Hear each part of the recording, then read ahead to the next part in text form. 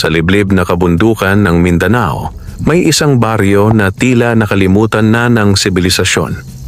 Doon nakatira ang magkapatid na sina Rogelio at Isko, parehong ulila at umaasa lamang sa paggawa ng uling mula sa mga kahoy sa gubat. Sa murang edad, natuto na silang mag-uling dahil iyon ang tanging hanap buhay na iniwan ng kanilang ama bago ito pumanaw. Mahaba ang araw para sa kanila. Mula madaling araw, gigising sila upang maghakot ng tuyong kahoy at ilagay sa malaking hukay na kanilang ginagamit bilang pugon. Uling ang kanilang tanging pinagkukunan ng kaunting salapi na ipinantutustos sa pagkain at kaunting asin, ngunit madalas ay lugi pa sila dahil binabarat ng mga mangangalakal mula sa bayan.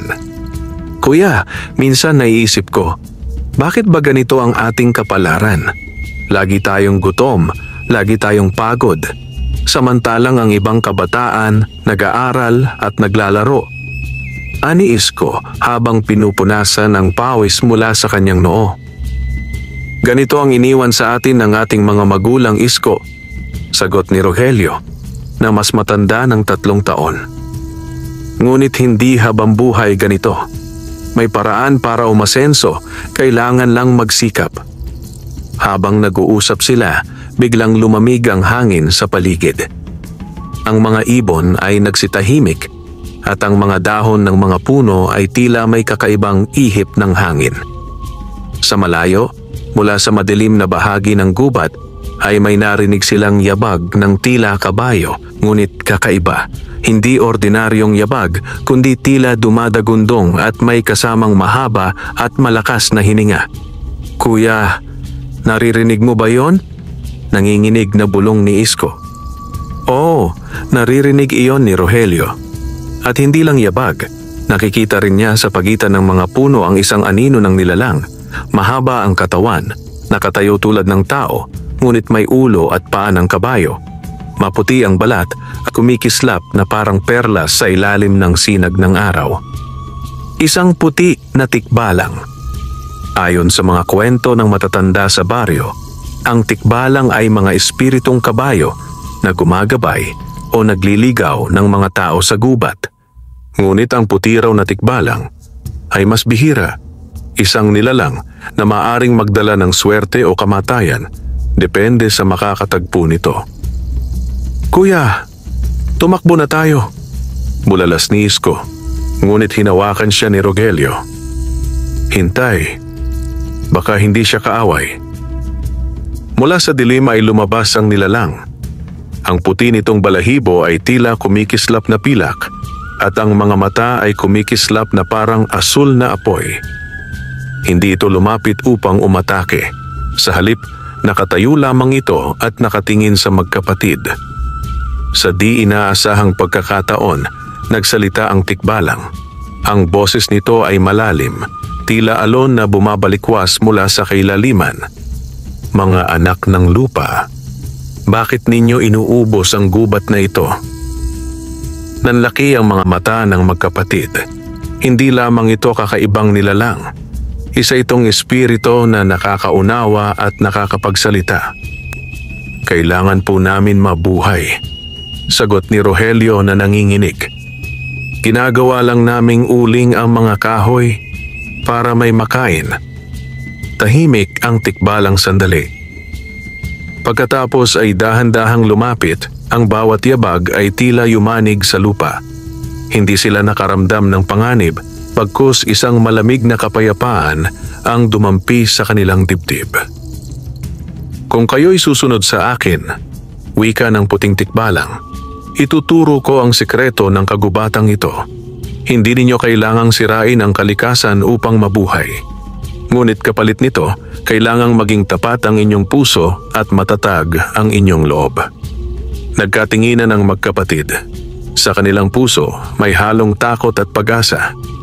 Ngunit alam nilang ito ang unang pagkakataon na maaring magbago ang kanilang kapalaran. At doon nagsimula ang kanilang kakaibang pakikipagsapalaran kasama ang nilalang na hindi nila akalain na makakasama nila, ang puti na tikbalang ng Mindanao. Kinabukasan, muling bumalik sina Rogelio at Isko sa gubat. Hindi sila mapalagay buong magdamag. Paulit-ulit nilang naaalala ang kakaibang nilalang na kanilang nakita. Ang mga kwento ng matatanda tungkol sa mga tikbalang ay pawang mga alamat lamang para sa kanila noon.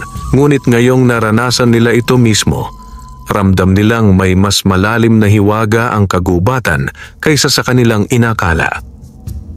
Habang papalapit sila sa pugon ng uling na kanilang iniwan kagabi, muling lumamig ang hangin. Waring may dumadapong kakaibang presensya sa kanilang paligid. At doon, mula sa mga anino ng matatandang puno ng lawaan, muling nagpakita ang puti na tikbalang. Nagniningning ang maputing balahibo nito at ang mga matang asul ay tila tumatagos sa kaluluwa ng dalawang mag-uuling. Hindi ito naglakad gaya ng karaniwang kabayo. Ang bawat hakbang nito ay tila dumudulas lamang sa lupa na para bang hindi man lang nadudumihan ng mga paa. Mga anak ng lupa. Muling umalingaw-ngaw ang boses nito, malamig ngunit puno ng bigat. Hindi ko kayo tinawag kagabi para lamang magtaka. May dahilan kung bakit ipinakita ko ang aking sarili. Umupo si Isko sa isang batong malapit, takot na takot. Ngunit si Rogelio, bagamat kabado, ay pilit pinapalakas ang loob. Ano po ang ibig ninyong sabihin, puti na tikbalang? Tanong niya. Ang nilalang ay yumuko at ang hininga nitong malamig ay parang hamog na bumabalot sa kanila. Ang gubat na ito ay sagradong tahanan ng mga nilalang na matagal nang nagbabantay dito. Ngunit unti-unti itong nasisira dahil sa kasakiman ng mga tao. Ang pagputol ng puno ay hindi masama, ngunit ang walang habas na pagkakalbo sa kagubatan ay nagdudulot ng pagkawasak. Napayuko si Rogelio. Totoo ang sinasabi ng tikbalang. Alam niyang wala silang ibang paraan para mabuhay, kundi ang pag-uling. Ngunit alam rin niyang unti-unti nang numinipis ang mga puno. Ano po ang nais ninyo na gawin namin? Ang puting tikbalang ay tumanaw sa malayo, sa pusod ng kagubatan kung saan makikita ang makakapal na ulap na bumabalot. May sekreto ang kagubatang ito. May mga punong hindi basta-basta natutuyo at ang mga sanga nito ay muling tumutubo kahit ilang beses putulin. Kung kayo'y handang sumubok, maaari kong ituro sa inyo kung paano mamuhay nang hindi sinisira ang kalikasan. Ngunit, tumigil ito at ang tinig ay biglang naging mabigat. Kailangan ninyong ipangako ang inyong katapatan. Kapag kayo'y sumira sa kasunduang ito, hindi lamang kayo ang mapapahamak, pati ang inyong buong baryo. Nanlamig si Isko. Kuya, parang delikado yan. Ngunit mahigpit ang kapit ni Rogelio sa balikat ng kapatid. Kung ito ang tanging paraan para makaahon tayo sa hirap, susubukan ko. Napangiti ang tikbalang, isang ngiti na hindi tao ngunit may kakaibang lambing. Magaling, ngunit bago ang lahat, kailangan kong subukin ang inyong tapang at katapatan. Sa gabing ito, bago sumikat ang araw, pupunta kayo sa pinakaloob ng gubat. Doon ay may malaking punong tinatawag na dakilang lawaan. Sa paanan nito ay may mga bantay, mga nilalang na hindi ninyo pa nakikita. Kung kayo'y makakalapit at makakakuha ng isang sanga mula roon, ibig sabihin ay karapat-dapat kayong matuto sa akin. Halos mabingi sila sa tibok ng kanilang mga puso. Ang ibig sabihin nito, kailangan nilang sumuong sa mga nilalang na hindi tao, baka mga engkanto o mas malala, mga halimaw na gutom sa laman. Paano namin malalaman kung ano ang kalaban at paano kami lalaban? Tanong ni Rogelio. Kapag tapat ang puso, sagot ng tikbalang, ang kagubatan mismo ang magtatanggol sa inyo. At sa isang iglap, ang puti na tikbalang ay nawala, parang usok na tinangay ng hangin. Naiwan ang magkapatid na nanginginig, ngunit sabik. Alam nilang wala nang atrasan. Sa kanilang pag-uwi, nagpasya silang subukan ng pagsubok. Mas mabuti ng sumugal kaysa habang buhay na maguling hanggang sa dulo ng kanilang buhay. Sa gabing iyon, habang kumukulog sa malayo at unti-unting dumilim ang kalangitan, nagsimulang maghanda ang magkapatid para sa kanilang paglalakbay sa pusod ng kagubatan at sa kanilang unang hakbang tungo sa pakikipagsapalaran kasama ang mga nilalang na lagpas sa kanilang imahinasyon. Madilim ang kagubatan ng gabing iyon. Ang buwan ay kalahati lamang at madalas ay tinatakpan ng makakapal na ulap. Ang katahimikan ay tila bumibigat sa bawat hakbang ng magkapatid na sina Rogelio at Isko habang tinatahak nila ang landas papasok sa pusod ng gubat. May dalang maliit na sulo si Rogelio habang si Isko naman ay may hawak na matulis na itak na pamana pa ng kanilang ama. Ngunit sa kanilang kalooban, alam nilang hindi sapat ang mga iyon upang harapin ang mga nilalang na binanggit ng puti na tikbalang. "Kuya, sigurado ka ba sa ginagawa natin?" Pabulong na tanong ni Isko, halos hindi makatingin sa madilim na mga puno na animoy mga haliging nagbabantay sa kanilang daraanan. "Wala nang atrasan, Isko," sagot ni Rogelio, bagamat ramdam din ang kaba sa kanyang tinig. "Kung hindi natin gagawin ito, habang buhay tayong mag-uuling. Pero kung magtagumpay tayo, baka mabago ang buhay natin." Habang patuloy silang naglalakad, napansin nilang tila lumalayo ang liwanag ng buwan. Ang paligid ay mas lalong nagiging malamlam. Ngunit kasabay nito, may kakaibang liwanag na nagsimulang lumitaw. Maliit na mga ningas na parang alitaptap, ngunit mas matingkad at kulay bughaw. Ang mga iyon ay tila gumagabay sa kanilang daraanan. "Kuya, nakikita mo ba?" manghang tanong ni Isko. "Oh, baka ito ang sinasabi ng tikbalang. Na kapag tapat ang puso, gagabayan tayo ng kagubatan." Lumakad pa sila ng ilang minuto hanggang sa biglang bumungad sa kanila ang isang napakalaking puno. Ang katawan nito ay kasing lapad ng 10 tao na magkakayakap at ang taas ay halos di naabot ng kanilang paningin. Ang mga ugat nito ay nakalabas, parang higanteng mga ahas na bumabalot sa lupa. Ang mga dahon ay kumikislap sa dilim na tila may sariling liwanag. "Ang dakilang lawaan," bulong ni Rogelio, halos hindi makapaniwala. Ngunit bago pa sila makalapit, may narinig silang kakaibang tunog. Isang malalim na ungol, na kasunod ay mga yabag na mabibigat. Mula sa anino ng mga ugat ay lumabas ang 3 nilalang, mga bantay ng dakilang lawaan. Hindi sila ordinaryong hayop. Ang una ay tila isang higanteng baboy ramo, ngunit ang mga mata nito ay pulang-pula at ang mga pangil ay mas mahaba kaysa braso ng tao. Ang ikalawa ay tila isang malaking sawa na may mga pakpak ng paniki na gumagapang mula sa sangang nakalambitin. At ang ikatlo, isang anyo tao ngunit nababalot ng itim na usok, walang mukha kundi 2 nagliliyab na mata. "Ano to, kuya?" sigaw ni Isko, nanlalamig ang katawan. "Mga bantay," sagot ni Rogelio, mahigpit ang hawak sa kanyang itak. Ito ang pagsubok na binanggit ng tikbalang. Biglang umatungal ang baboy ramo at sumugod, yumanig ang lupa sa bigat ng katawan nito. Naitulak ni Rogelio si Isko palayo bago niya sinalubong ang hayop gamit ang kanyang itak. Tumama ang talim ngunit parang bakal ang balat ng nilalang, halos hindi man lang nagasgasan. Samantala, mula sa itaas, bumaba ang ahas na may pakpak at nagtangkang balutin ng katawan nito si Isko.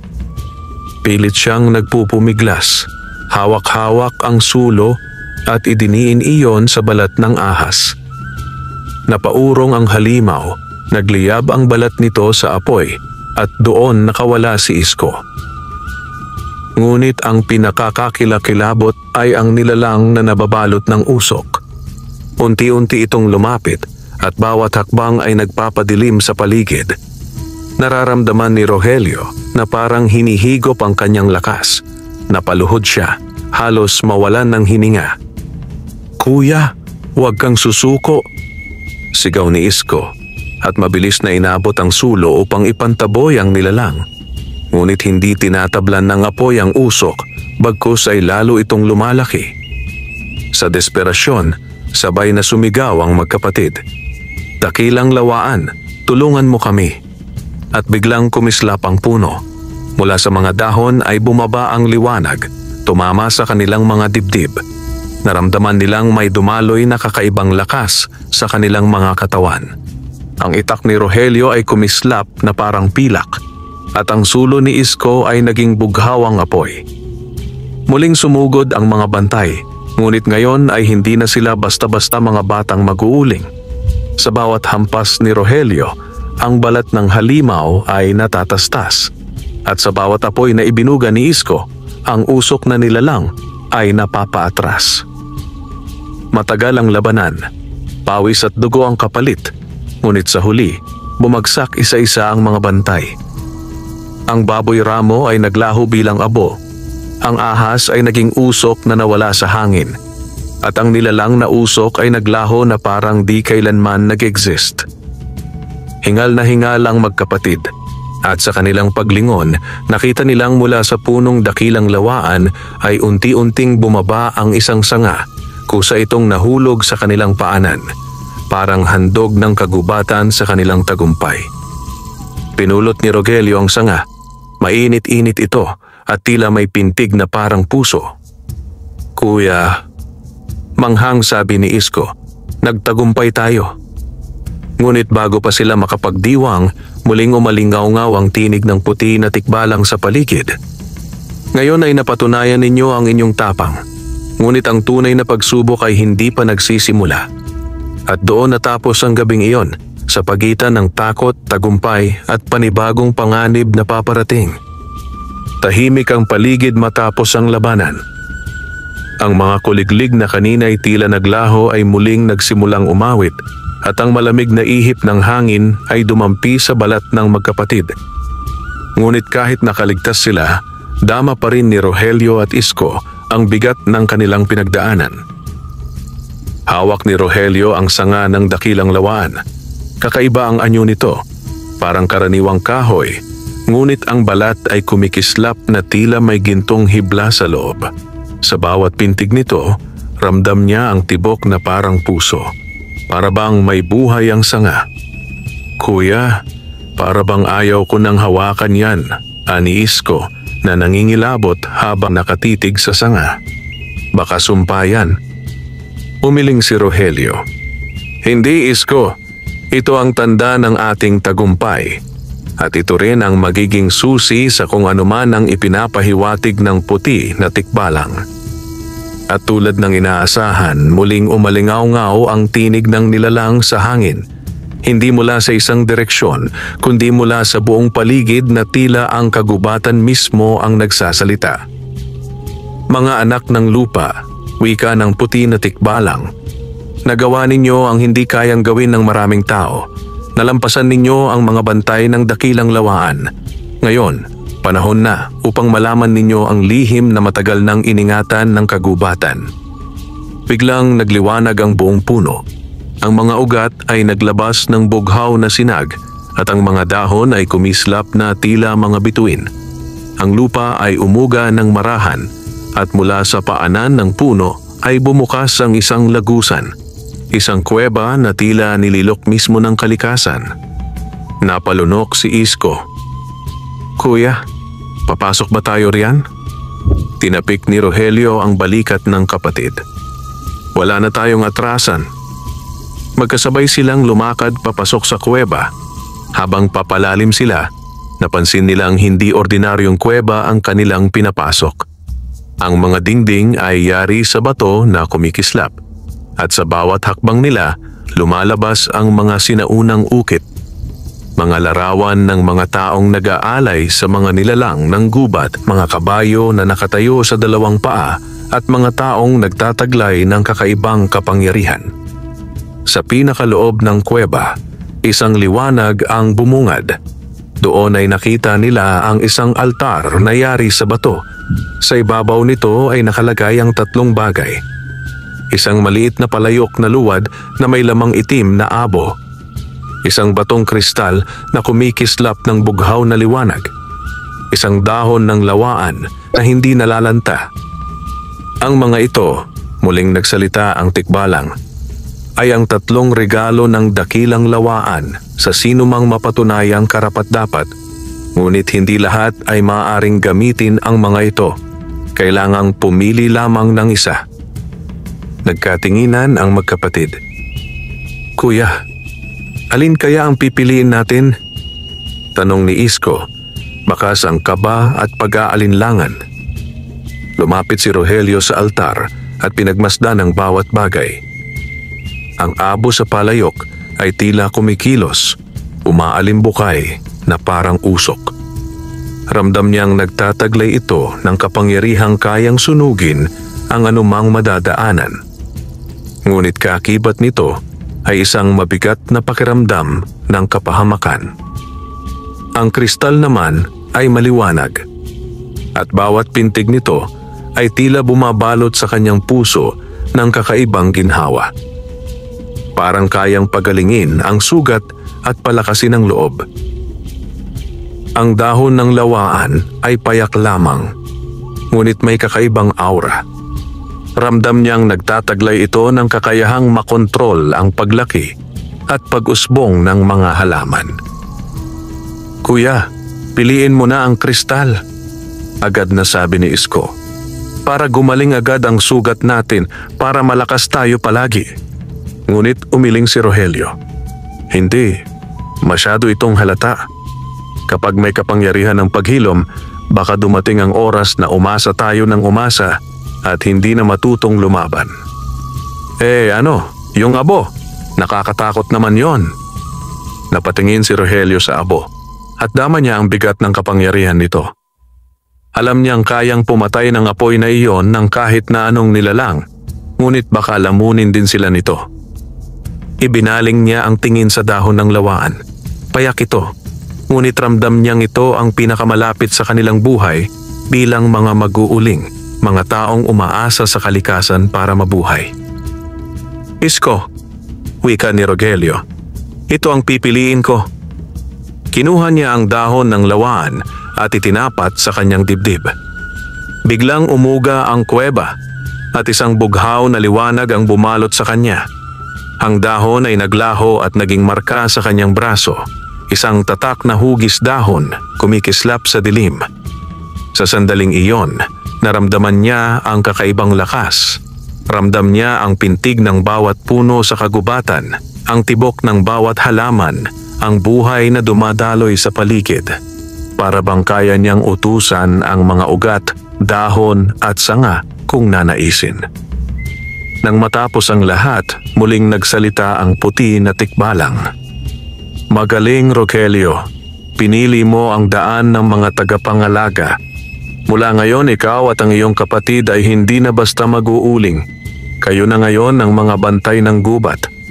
Nanlaki ang mata ni Isko. Kuya, anong ibig sabihin nun? Ngumiti si Rogelio kahit bakas ang pagod. Ibig sabihin, Isko, may bago na tayong buhay at may bagong laban na haharapin. Ngunit bago pa sila makalabas ng kuweba, biglang yumanig muli ang lupa. Sa malayo, mula sa madidilim na bahagi ng gubat, narinig nila ang mga alulong at malalakas na sigaw, tila daan-daang boses ng mga halimaw na nagagalit. At doon nila napagtanto na ang kanilang pakikipagsapalaran ay nagsisimula pa lamang. Lumabas sina Rogelio at Isko mula sa kuweba ng dakilang lawaan.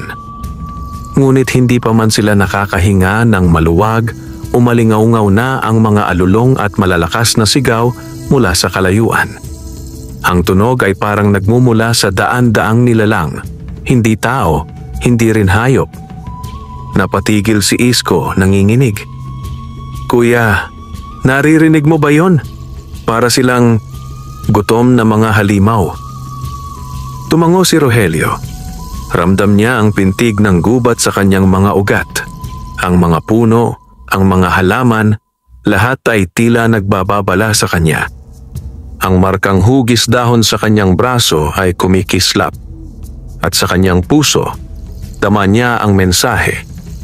May paparating na panganib. Isko, kailangan nating maghanda. Wika ni Rogelio. Mahigpit ang hawak sa itak. Hindi na ito simpleng pagsubok. Totoo na to. Mula sa dilim, lumitaw ang mga matang kumikislap. Pula, dilaw at berde. Unti-unting lumabas ang mga nilalang mula sa makakapal na damuhan. Mga balbal, malalaking nilalang na parang tao ngunit balot ng balahibo, may mahahabang kuko at matutulis ng ngipin. Mga wakwak, malalaking ibong itim na may pakpak na tila yari sa anino, ang sigaw ay nakakabingi. Mga pugot, mga nilalang na walang ulo ngunit patuloy na naglalakad, may hawak na sandatang parang kalawangin na gulok. Sa dami ng mga ito, halos manghina si Isko. Kuya, paano natin sila lalabanan? Sobra sila. Ngunit bago siya lamunin ng takot, naramdaman niyang biglang lumakas ang apoy sa hawak niyang sulo. Ang dating dilaw na liwanag ay naging bughaw at ang init nito ay mas malakas kaysa dati. Nagtaka siya ngunit sabay na pangiti. Kuya, parang binigyan din ako ng kapangyarihan. Bulalas ni Isko. Magtiwala ka lang sa sarili mo, Isko, sagot ni Rogelio. Ang gubat ay kakampi natin. Sumugod ang mga balbal, gumuguhit sa lupa ang kanilang matutulis na kuko. Mabilis na sinalubong sila ni Rogelio at sa unang hampas ng kanyang itak na kumikislap sa bughaw na liwanag, naputol ang bisig ng isang balbal na agad na naglaho bilang abo. Si Isko naman ay hinarap ang isang wakwak na sumugod mula sa itaas. Itinaas niya ang kanyang bughaw na sulo at idiniin sa pakpak ng halimaw. Sa isang iglap, nagliyab ito at bumagsak na parang nasusunog na papel. Ngunit hindi doon natatapos. Mula sa likod, lumapit ang mga pugot, ang kanilang mga gulok ay kumikislap sa dilim. Isa sa kanila ay muntik nang tumama kay Rogelio, ngunit bigla niyang inutusan ang mga ugat ng lupa. Mula sa sahig ng gubat, sumibol ang makakapal na ugat na biglang gumapos sa mga pugot. Napaatras ang mga ito, hindi makagalaw. Kuya, kaya mong kontrolin ang mga puno, manghang sigaw ni Isko. Tumango si Rogelio. Oo, at ikaw, kaya mong kontrolin ang apoy. Patuloy ang kanilang laban. Sa bawat hampas, sa bawat sigaw, ang magkapatid ay lumalaban hindi na bilang mahihirap na mag-uuling, kundi bilang bagong mga bantay ng gubat. Ngunit habang patuloy ang kanilang pakikibaka, isang napakalaking halimaw ang lumitaw mula sa dilim. Isang sigbin, isang nilalang na mukhang aso ngunit nakalakad ng paatras. Ang katawan ay butot balat at ang mata ay naglalagablab sa dilim. Ang hininga nito ay mabaho, parang nabubulok na bangkay. Kuya, iyon na yata ang pinuno nila. Bulong ni Isko, halos hindi makahinga sa kaba. Tumindig si Rogelio, hawak ang kanyang itak na kumikislap. Kung gusto nilang sirain ang gubat, kailangan muna nilang dumaan sa atin. Sumugod ang sigbin at ang lupa ay umugas sa lakas ng bawat hakbang. Itinaas ni Rogelio ang kanyang braso at mula sa paligid ay naglabasan ng mga ugat ng dakilang lawaan. Gumapang ang mga ito patungo sa halimaw at pilit itong iginapos. Ngunit malakas ang sigbin. Sa isang iglap ay napilas nito ang mga ugat at muling sumugod. Tumalon ito kay Rogelio, ngunit bago pa man makalapit, sumigaw si Isko at inihagis ang kanyang bughaw na sulo. Tumama ito sa dibdib ng halimaw at nagliyab, dahilan upang umatras ito at umatungal ng malakas. Kuya, sabay tayo, sigaw ni Isko. Sabay nilang sinalubong ang sigbin. Si Rogelio gamit ang kanyang itak na kumikislap at si Isko gamit ang apoy na bughaw. Sa huli, tumama ang itak sa leeg ng halimaw at kasabay nito, nilamon ng bughaw na apoy ang buong katawan nito. Sa isang malakas na alulong, bumagsak ang sigbin at naglaho bilang abo. Hingal na hingal ang magkapatid. Nakapaligid sa kanila ang abo ng mga nilalang na kanilang nilabanan. Tahimik muli ang gubat at tanging pintig ng kanilang dibdib ang maririnig. Kuya, nagawa natin. Bulong ni Isko na paupo sa lupa at halos maiyak sa pagod at tuwa. Hindi lang tayo basta nagawa, Isko. Sagot ni Rogelio, nakatingin sa markang hugis dahon sa kanyang braso. Ito ang simula ng bagong buhay natin at simula rin ng mas malalaking laban. Sa sandaling iyon, muling narinig nila ang tinig ng puti na tikbalang, malakas at malinaw sa kanilang pandinig. Magaling, mga bantay ng gubat, ngunit tandaan ninyo, ang tunay na kaaway ay hindi lamang mga nilalang ng dilim. Ang pinakamatinding panganib ay nagmumula rin sa puso ng tao. Nagkatinginan ang magkapatid. Hindi nila alam kung ano ang ibig sabihin nito. Ngunit alam nilang darating ang panahon na malalaman nila ang buong katotohanan. Mataas na ang araw nang muling makauwi sina Rogelio at Isko mula sa pusod ng kagubatan. Mabigat ang kanilang mga katawan, sugatan at pagod, ngunit bakas sa kanilang mga mata ang kakaibang ningning. Tila may lihim na kapangyarihang ngayon lamang nila natagpuan. Sa paglalakad nila pabalik sa baryo, ramdam nila ang pagbabago sa paligid. Ang mga ibon ay tila mas masigla. Ang mga dahon ng mga puno ay kumikislap sa sinag ng araw. At ang hanging kanilang nilalanghap ay parang mas sariwa kaysa dati. Para bang mismong kalikasan ang kumikilala sa kanila bilang mga bagong bantay ng gubat. Kuya, sambit ni Isko habang inaayos ang sugat sa kanyang braso. Parang hindi na tayo basta mahihirap na mag-uuling. Ramdam ko may bago na tayong misyon. Ngumiti si Rogelio. Oo, Isko. Pero tandaan mo, kahit anong lakas natin, kailangan pa rin nating maging maingat. At higit sa lahat, hindi natin dapat abusuhin ang ibinigay sa atin. Sa kanilang pagdating, nagulat ang mga kabaryo. Sanay silang makitang payat, pagod at marumi ang magkapatid matapos maguling. Ngunit ngayon, kahit sugatan at duguan ang kanilang mga damit, bakas sa kanilang tindig ang tapang. Rogelio, Isko, anong nangyari sa inyo?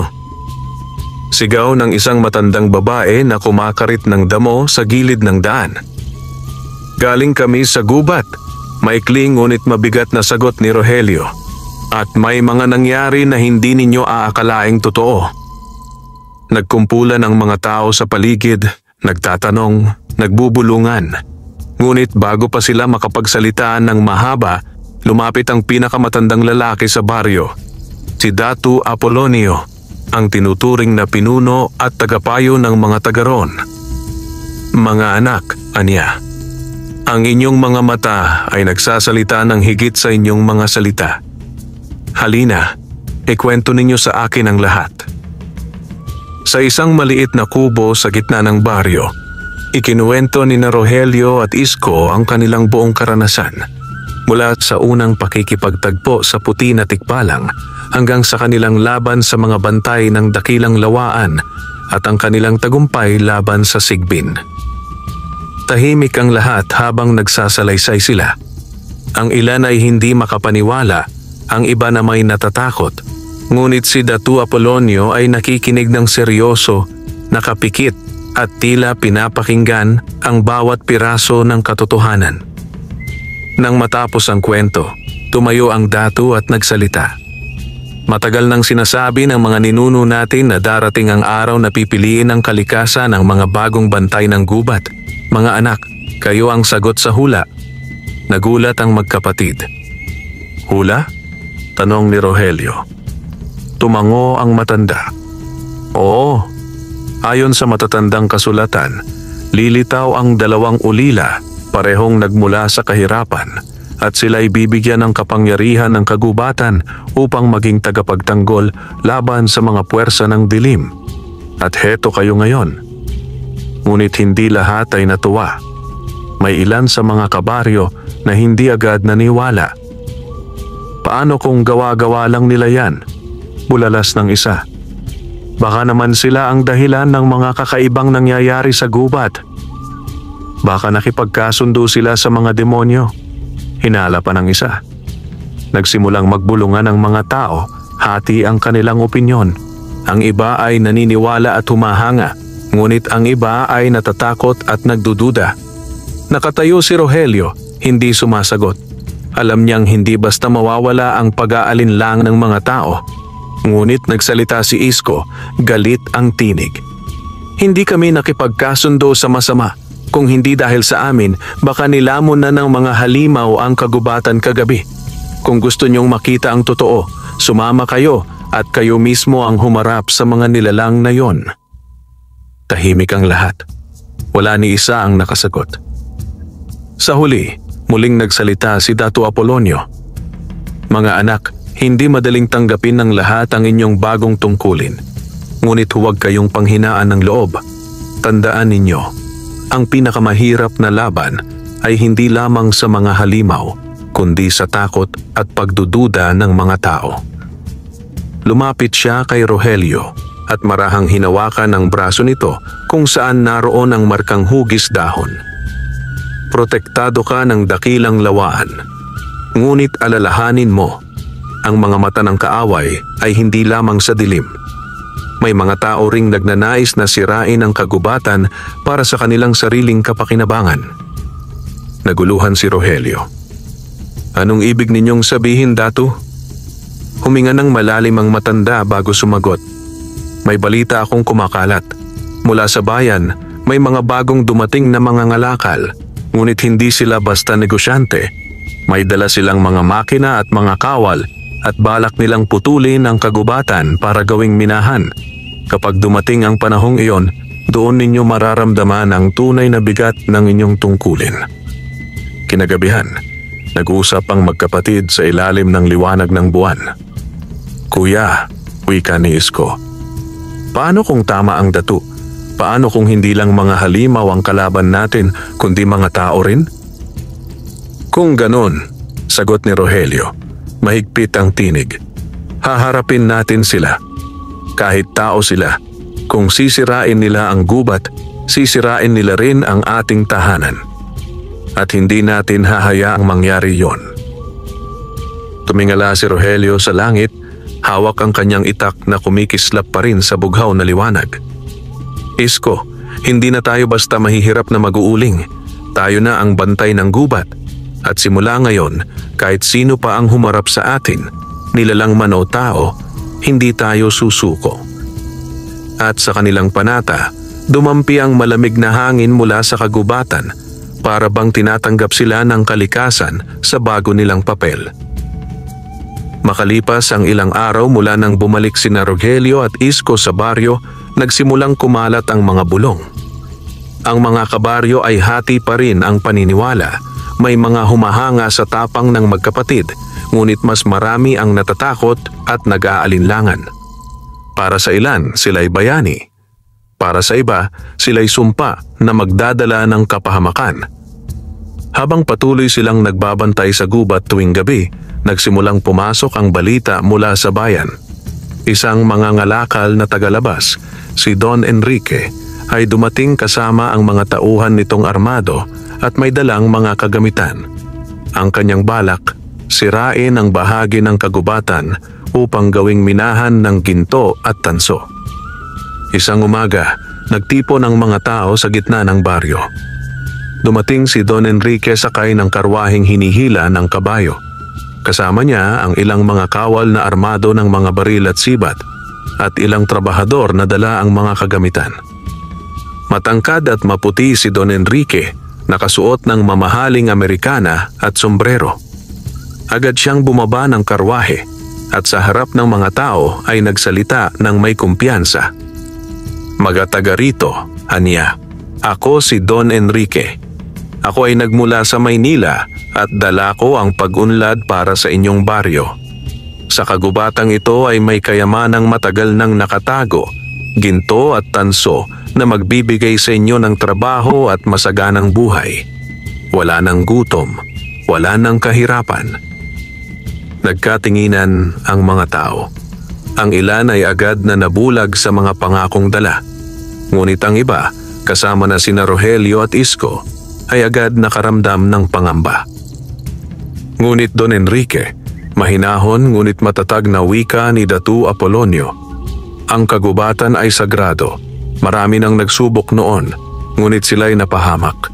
Hindi ito basta-bastang lugar na maaaring pakialaman. Ngumiti si Don Enrique, malamig at mapanukso.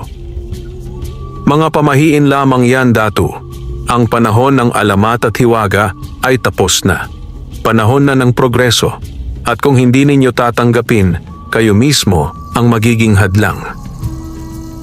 Kung totoo ang sinasabi niya, Datu, wika ng isang magsasaka, hindi na tayo magugutom. Hindi na natin kailangang maghirap mag-uling o magbungkal ng lupa. Baka ito na ang pagkakataon natin para makaahon. Dagdag pa ng isa. Ngunit agad na sumagot si Isko, galit ang tinig. Hindi ninyo ba naaalala? Ilang ulit nang nagbabantay ang kagubatan laban sa mga mapang-abuso. Kung sisirain natin ito, hindi lang mga nilalang ang magagalit, kundi pati kalikasan mismo.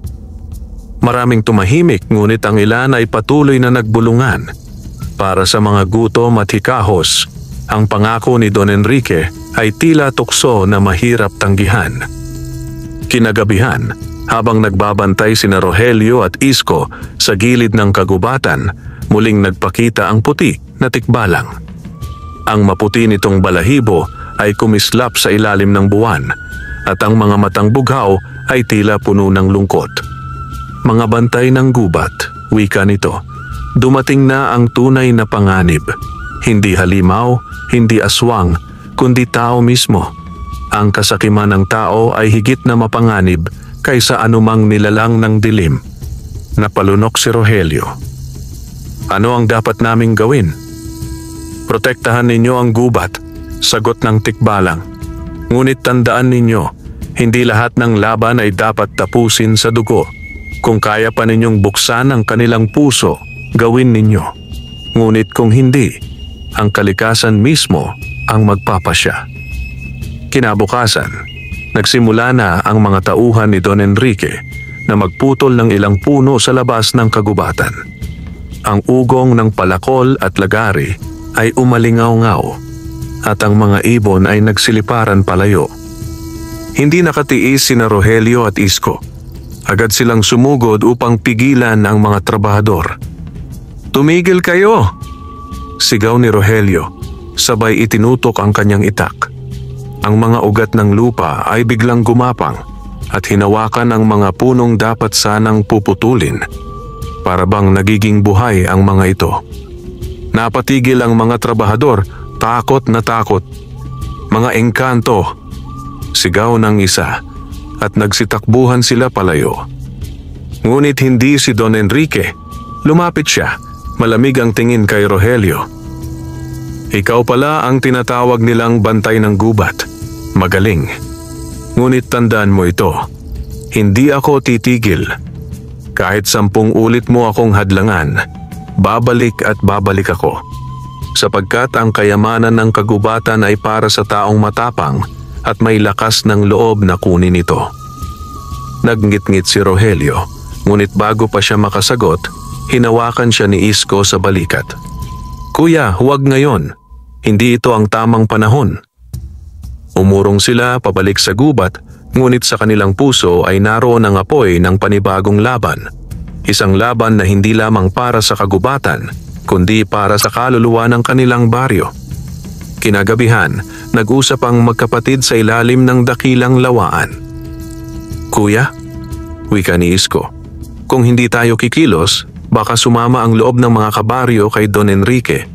Baka tayo mismo ang pagbintangan kapag may nangyaring masama." Tumango si Rogelio. "Alam ko, Isko. Kaya simula ngayon, hindi lang tayo bantay ng gubat. Kailangan din nating maging bantay ng ating mga kabaryo. Kailangan nating ipakita sa kanila na ang kagubatan ay hindi kaaway. Ito ang ating buhay." Sa kanilang panata, kumislap muli ang markang hugis dahon sa braso ni Rogelio. At ang sulo ni Isko ay nagliyab ng bughaw na apoy. Para bang ang mismong kalikasan ay sumang-ayon sa kanilang pasya. Hindi mapakali sina Rogelio at Isko Alam nilang hindi basta-basta mangangalakal si Don Enrique.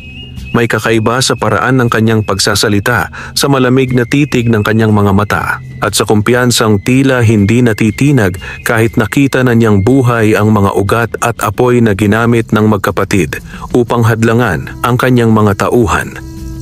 "Kuya," bulong ni Isko habang sila'y nakaupo sa tabi ng dakilang lawan.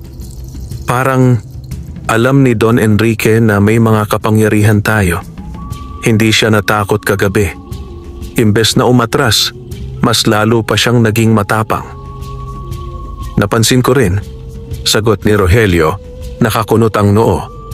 Hindi siya karaniwang tao at baka hindi rin karaniwang kayamanan ang hinahanap niya sa kagubatan. Kinabukasan, nagpasya si Rogelio na bumaba sa bayan upang mag-usisa. Kasama niya si Isko, nagkunwari silang mamimili ng asin at bigas, ngunit ang tunay na pakay nila ay makakalap ng balita tungkol kay Don Enrique. Sa palengke, narinig nila ang usapan ng ilang mangangalakal. Si Don Enrique, hindi lang yan basta negosyante, wika ng isa. Isa yang kasapi ng isang lihim na kapatiran mula Maynila. Ang sabi, matagal na niyang hinahanap ang bato ng kalikasan, isang kristal na kayang magbigay ng walang hanggang kapangyarihan sa sino mang makakakuha. "Kaya pala sa gubat siya dumiretso," sagot ng isa. "Dito raw nakatago ang batong yon, bantay ng mga espiritu." Nanlamig si Isko. "Kuya, baka yun ang dahilan kung bakit gusto niyang sirain ang kagubatan." Tumango si Rogelio. "At baka yun din ang dahilan kung bakit ayaw siyang takutin ng mga engkanto. May dala siyang mas malaking lihim." Gabi na nang bumalik sila sa baryo. Habang nagbabantay sa gilid ng kagubatan, nakakita sila ng kakaibang liwanag mula sa malayo. Sumilip sila at nakita nilang nagtipon si Don Enrique kasama ang ilang tauhan sa isang malalim na bahagi ng gubat. Nagtago sila sa mga palumpong at pinagmasdan. Nakita nilang may inilatag na bilog si Don Enrique sa lupa, gawa sa abo at dugo ng manok. Sa gitna nito, may hawak siyang itim na anting-anting na kumikislap sa ilalim ng buwan. Habang bumubulong siya ng mga salitang hindi maintindihan, ang hangin ay lumamig at nagsimulang umalon ang mga dahon ng puno. "Mga bantay ng dilim," sigaw ni Don Enrique, "ibigay ninyo sa akin ang kapangyarihang itinago ng kagubatan. Sa pamamagitan ng anting-anting na ito, ako ang magiging bagong Panginoon ng lupaing ito." Biglang lumabas mula sa bilog ang tatlong nilalang na animoy usok, mga anyong halimaw na may matutulis na kuko at mata na kumikislap ng pula. Halos mapalunok si Isko. "Kuya, nagsasagawa siya ng ritual. Nakikipag-ugnayan siya sa mga nilalang ng dilim." Ngunit bago sila makaalis, biglang napalingon si Don Enrique sa kanilang kinaroroonan. Ang kanyang mga mata ay kumislap ng pula at ngumiti siya. Aba, mga batang bantay ng gubat, ang aga ninyong dumating para maging saksi sa aking pag-angat." Lumabas sina Rogelio at Isko mula sa kanilang pinagtataguan, mahigpit ang hawak sa kanilang mga sandata. "Don Enrique!" sigaw ni Rogelio. "Ngayon malinaw na sa amin, hindi ka dumating para sa pag-unlad ng baryo. Nandito ka para sa kapangyarihan." Tumawa si Don Enrique, malakas at nakakapanginig ng laman. "Tama kayo. Ang bato ng kalikasan ay narito sa kagubatan at matagal ko nang hinahanap iyon. Ang inyong dakilang lawaan ay nagtatago ng sikreto at balang araw kukunin ko ang lakas na iyon. At kapag nakamtan ko, wala nang makakahadlang sa akin, hindi tao, hindi espiritu, kahit kayo pang dalawa." Biglang umikot ang tatlong nilalang na kanyang tinawag. Ang mga ito'y lumapit kina Rogelio at Isko, handang umatake. Ngunit bago pa man sila makalapit, kumislap ang marka sa braso ni Rogelio at nagliyab ang bughaw na apoy ni Isko. "Kung ganyan ang nais mo, Don Enrique," matatag na wika ni Rogelio, "hindi ka makakakuha ng kahit anong kayamanan mula sa gubat na ito. Hanggat kami narito, hindi mo malalapastangan ang kalikasan. Biglang yumanig ang lupa at isang malakas na ihip ng hangin ang dumampi. Mula sa mga anino, lumabas ang puti na tikbalang. Ang mga mata nitong bughaw ay nagliliyab. "Don Enrique!" sigaw ng tikbalang. Ang tinig ay nagngangalit. "Matagal na kitang minamasdan. Ang iyong kasakiman ay lagpas na sa hangganan. Huwag mong akalain na magtatagumpay ka laban sa mga bantay ng gubat at sa mga espiritu ng kalikasan." Ngumiti lamang si Don Enrique, hindi natitinag. "Kung espiritu ka ng kagubatan, tikbalang, tandaan mong hindi lahat ng espiritu ay sa iyo nakikinig. May mga nilalang na mas pipiliin ang kapangyarihan kaysa ang proteksyon ng lupa." At sa isang iglap, naglaho si Don Enrique kasama ang kanyang mga nilalang. Iniwan ang bantay at ang tikbalang sa gitna ng malamig na hangin ng gubat. Naiwan sina Rogelio at Isko na naguguluhan at nag-aalala. Lumapit ang tikbalang at nagsalita, mabigat ang tinig. "Mga anak ng lupa, hindi biro ang kalaban ninyo. Si Don Enrique ay hindi lamang tao. Siya ay kasapi ng isang kapatiran na matagal nang naghahangad ng kapangyarihan mula sa kalikasan. Kapag nakuha niya ang bato ng kalikasan, ang buong Mindanao ay luluhod sa kanyang kapangyarihan." Napatingin si Isko kay Rogelio, nanginginig ang tinig. "Kuya, kung ganon, baka hindi lang gubat ang malagay sa panganib. Baka pati buong bayan." Mahigpit na tumingin si Rogelio sa direksyong pinuntahan ni Don Enrique. "Kung ganon, kailangan nating pigilan siya, kahit na anong mangyari." Hindi mapalagay ang buong baryo matapos kumalat ang balita tungkol kay Don Enrique. Ang ilan ay nagpatuloy sa paniniwalang siya'y magdadala ng pag-unlad, ngunit ang iba na may natakot matapos marinig ang mga bulungan tungkol sa kanyang ritual at pakikipag-ugnayan sa mga nilalang ng dilim. Sina Rogelio at Isko, kasama ang puti na tikbalang, ay nagtipon sa lilim ng dakilang lawaan. Ang bughaw na liwanag ng punong iyon ay tila nagbabadya ng panganib na mas malaki kaysa mga laban na kanilang pinagdaanan. "Mga anak ng lupa," wika ng tikbalang, "oras na upang harapin ninyo si Don Enrique. Ngunit maghanda kayo, hindi na siya karaniwang tao. Pinagsama niya ang kasakiman ng tao at ang lakas ng mga halimaw. Ang laban ninyo ay laban na ng liwanag at dilim." Nang gabing iyon, napansin ni Rogelio at Isko na kakaiba ang paligid. Ang mga hayop sa gubat ay nagtatakbuhan palayo. Ang mga ibon ay nagsiliparan at ang mga punong malapit sa gilid ng kagubatan ay tila unti-unting natutuyo. "Kuya," wika ni Isko, nanlalaki ang mga mata. Parang may malaking nilalang na dumarating. Tama siya. Mula sa malayo, umalingaw-ngaw ang isang napakalakas na ugong, kasunod ang pagyanig ng lupa. Kasama nito ay dumating ang hukbo ng mga nilalang na dala ni Don Enrique, mga balbal, wakwak, pugot at iba pang nilalang ng dilim na kanyang pinatawag mula sa ritual. Ngunit higit sa lahat, sa likuran ng hukbo, nakasakay si Don Enrique sa isang itim na kabayo na may pulang mata at hawak niya ang kanyang anting-anting na ngayon ay kumikislap ng apoy na itim.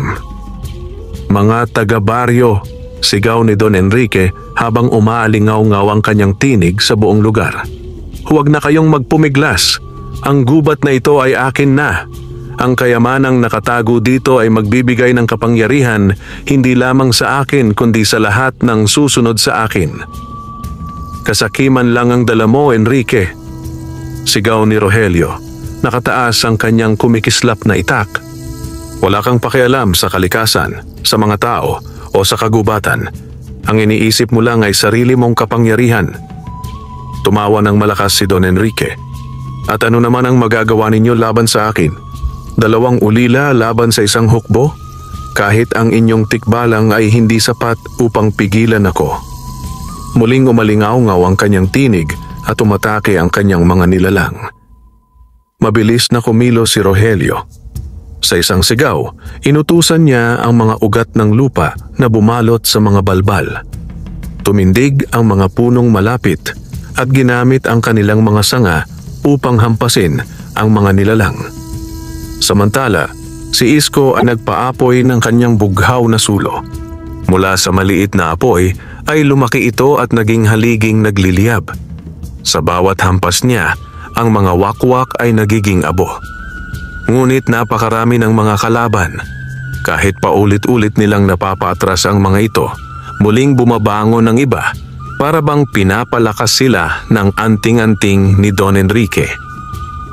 "Kuya, hindi sila nauubos!" sigaw ni Isko, halos maiyak sa pagod. "Huwag kang bibitaw," sagot ni Rogelio habang patuloy na lumalaban. "Kaya natin to." Muling nagsalita si Don Enrique. Itinaas ang kanyang anting-anting. Biglang nagdilim ang paligid at ang mga bituin ay nawala sa langit. Ang buwan ay natakpan ng makapal na ulap. "Makikita ninyo ang tunay na kapangyarihan ng dilim," sigaw niya. Mula sa lupa ay lumabas ang isang dambuhalang nilalang, isang higanteng pugot. 3 ulit ang laki ng karaniwang tao at sa bawat kamay ay may hawak na sandata. Kahit walang ulo, ang katawan nito ay gumagalaw na parang may sariling diwa. Nanginginig si Isko.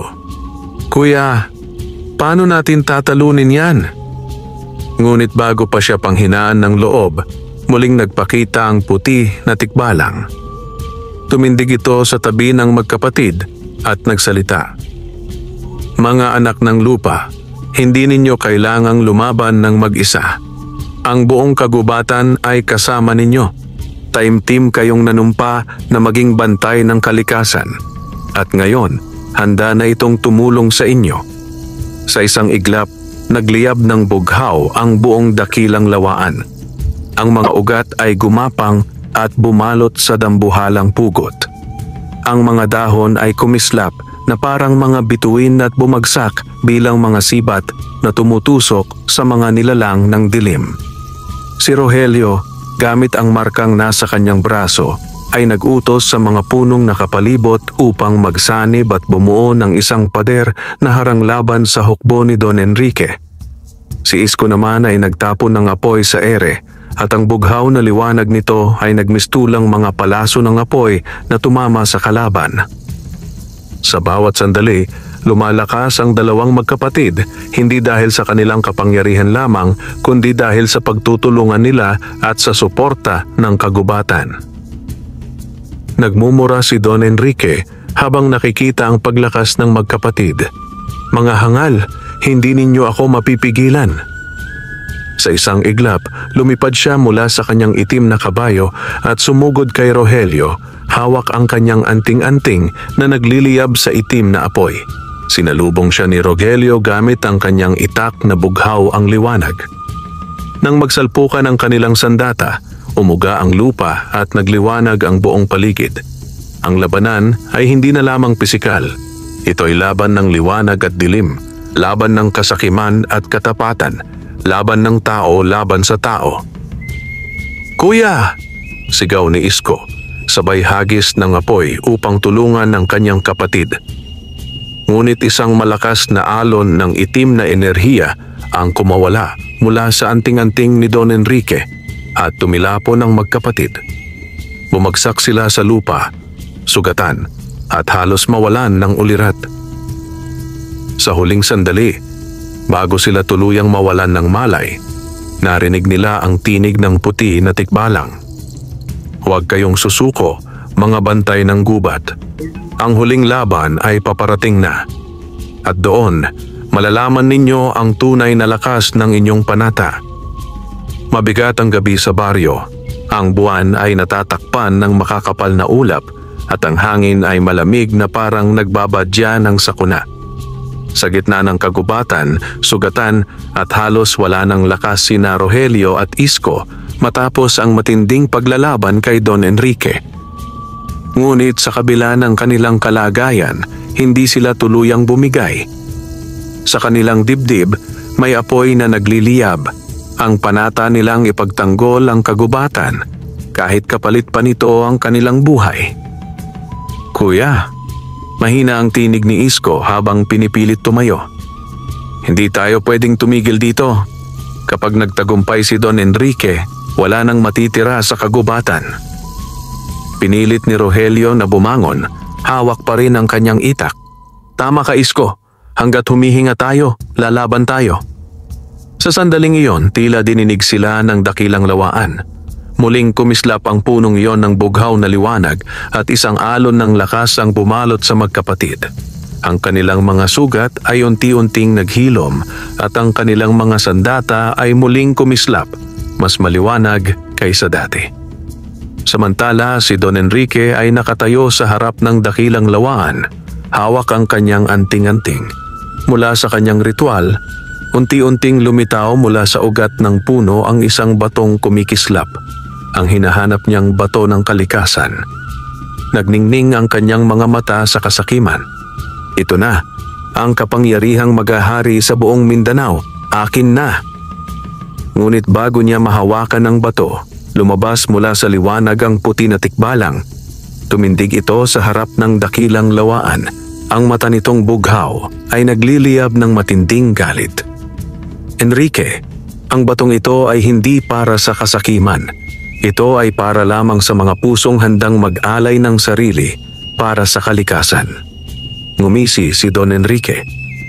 At sino ang magpapasya niyan? Isa kang matandang espiritu na wala ng panahon. Ang bagong daigdig ay para sa mga taong marunong sumunggab ng kapangyarihan. Sumugod si Don Enrique. Hawak ang kanyang anting-anting na nagliliyab ng itim na apoy. Sa bawat hampas niya, ang lupa ay nabibitak at ang hangin ay nagiging usok. Ngunit sinalubong siya ni Rogelio at Isko. Sa kanan, si Rogelio ay inutusan ng mga ugat ng dakilang lawaan upang pigilan ang kanyang galaw. Sa kaliwa, si Isko ay bumuo ng haligi ng bughaw na apoy na nagmistulang pader laban sa dilim. Nagsalpukan ang dalawang puwersa, dilim at liwanag, kasakiman at panata. Umuga ang buong kagubatan at ang mga tao sa baryo ay nakarinig ng dagundong na tila lindol mula sa malayo. Hindi ninyo ako matatalo, sigaw ni Don Enrique. Ako ang magiging hari ng kapangyarihan. Ngunit sabay na sumagot ang magkapatid, ang kanilang tinig ay iisa. Hanggat may kagubatan, hanggat may kalikasan, hindi ka magtatagumpay. Sa isang huling hampas, pinagsama ng magkapatid ang kanilang lakas. Ang bughaw na liwanag ng sulo ni Isko at ang kumikislap na talim ng itak ni Rogelio ay nagsanib at tumama sa anting-anting ni Don Enrique. Isang malakas na pagsabog ang sumunod. Ang anting-anting ay nabasag at mula rito ay kumawala ang itim na usok na agad nilamon ang katawan ni Don Enrique. Ang kanyang huling sigaw ay umalingaw-ngaw sa kagubatan bago siya tuluyang naglaho kasabay ng kanyang mga nilalang. Tahimik ang paligid matapos ang lahat. Ang mga bituin ay muling nagliwanag sa kalangitan at ang buwan ay lumabas mula sa ulap. Ang dakilang lawaan ay kumislap ng bughaw na sinag na tila nagpapasalamat. Huminga ng malalim si Rogelio. Tapos na Isko, ligtas ang gubat. Napaiyak si Isko, hindi sa takot kundi sa ginhawang nadama. Kuya, nagawa natin. Lumapit ang puti na tikbalang sa kanila. Mga anak ng lupa, kayo ang tunay na bantay ng gubat. Hindi ninyo lamang tinalo ang kasamaan, pinatunayan ninyo ring ang puso ng tao ay kayang magtaglay ng tapang at katapatan. Pagkatapos ay unti-unti itong naglaho sa liwanag. Iniwan ang dalawang magkapatid na nakatingala sa dakilang lawaan. Kinabukasan, nagtipo ng buong baryo. Sa harap ng lahat, tumindig sina Rogelio at Isko, sugatan ngunit matatag. Mga kababayan, wika ni Rogelio, hindi namin ginusto ang laban na ito. Ngunit natutunan namin na ang tunay na kayamanan ay hindi ang ginto o tanso, kundi ang kalikasang bumubuhay sa atin. Kung hindi natin ito iingatan, tayo mismo ang mawawala. Tahimik ang lahat. Ngunit isa-isa, nagsimulang yumuko ang mga tao bilang tanda ng paggalang. Ang mga dating nagdududa ay ngayon naniniwala na. Ang magkapatid na dating mahihirap na mag-uuling ay mga bayani ng kanilang baryo. Sa huli, sabay na nagsalita sina Rogelio at Isko, itinaas ang kanilang mga kamay. Sa ngalan ng dakilang lawaan at ng lahat ng espiritu ng kalikasan, nanunumpa kami na hanggat humihinga kami, kami ang magiging bantay ng kagubatan at ng ating bayan. At sa kanilang panata, ang hangin ay dumampi na parang yakap ng kalikasan, tanda ng bagong simula para sa magkapatid at sa kanilang buong baryo. Lumipas ang mga buwan matapos ang pagkatalo ni Don Enrique. Ang baryo na minsang hati ang paniniwala ang ngayon nagbago.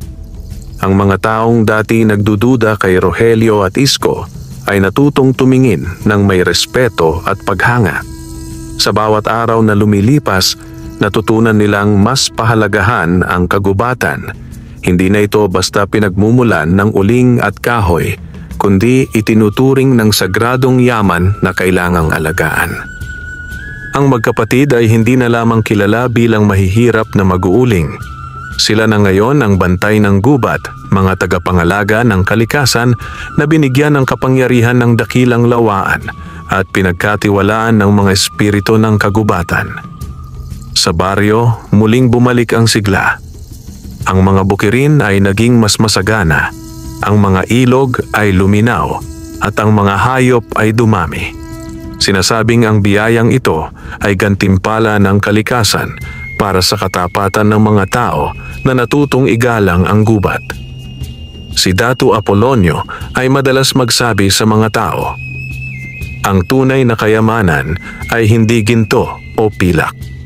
Ang tunay na kayamanan ay ang lupa, tubig at hangin na bumubuhay sa atin. At kung hindi natin ito iingatan, kahit gaano karami ang ating pera, tayo'y mawawalan din.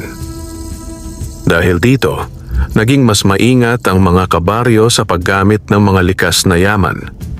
Natutunan nilang kumuha lamang ng sapat at ibalik ang sobra. Si Rogelio ay naging huwaran ng katapangan, hindi lamang sa laban, kundi sa kanyang kakayahang magpasya ng may puso. Ang kanyang marka sa braso, hugis dahon ng lawaan, ay patuloy na nagliliwanag tuwing may banta sa kagubatan. Si Isko naman ay naging huwaran ng pag-asa at kabataan. Ang kanyang bughaw na apoy ay hindi lamang sandata, kundi nagsilbing liwanag ng mga tao sa oras ng dilim. Madalas sabihin ng mga kabataan sa baryo, kung kaya ni Isko, kaya rin natin. Ang puti na tikbalang ay bihira na lamang magpakita, ngunit alam nilang lagi itong nagmamasid. Sa tuwing may panganib o hindi pagkakaunawaan, isang malamig na ihip ng hangin at bughaw na ningas ang mararamdaman, hudyat na nariyan ang espiritu upang gumabay. Minsan, sa katahimikan ng gabi, naririnig ni Rogelio at Isko ang tinig nito. Mga anak ng lupa, huwag ninyong kalilimutan. Ang pinakamalakas na sandata ay hindi itak o apoy, kundi ang pusong tapat sa kalikasan. Taon ang lumipas. Lumaki ang baryo, ngunit hindi ito naging tulad ng ibang bayan na winasak ng kasakiman. Naging halimbawa sila sa iba pang lugar.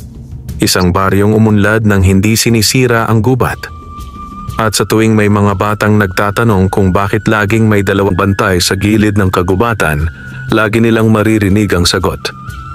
Sila sina Rogelio at Isko, dating mag-uuling ngunit ngayon mga bantay ng gubat, at sa kanilang panata, ligtas tayo, ligtas ang ating kagubatan at ligtas ang ating kinabukasan.